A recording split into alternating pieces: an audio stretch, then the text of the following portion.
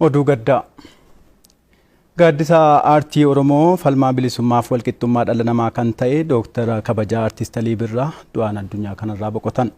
Dooktarri Kabajaa Aartist Alii Birraa guddina aartii Oromoo qofa osoo hin taane kallattii guddina siyaas-dinagdee fi hawaasummaa uummata Oromoo akeekuun injifannoo uummanni Oromoo har'a gonfateef nama gumaacha qaalii taasisedha.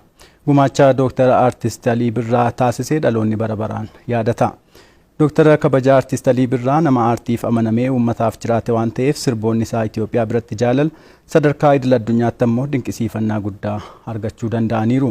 Mootummaan naannoo Oromiyaa Dooktara Kabajaa Aartist Alii Birraaf jannata uummata Oromoo dinqisiifattootaaf maatii isaatiif ammoo jajjabina hawwaa sirna gaggeessaa goota tokko raawwachuudhaaf koreen biiroo aadaaf turizimii Oromiyaan hoogganamu hojiitti galee jiraachuu biiroon koominikeeshinii mootummaa Oromiyaa ibseera. OBN's boqochuu Dooktara Kabajaa Aartist Alii Birraan gadda itti dhaga'ame ibsaa uummata Oromoof uummata Itoophiyaa maraaf jajjabina hawwa.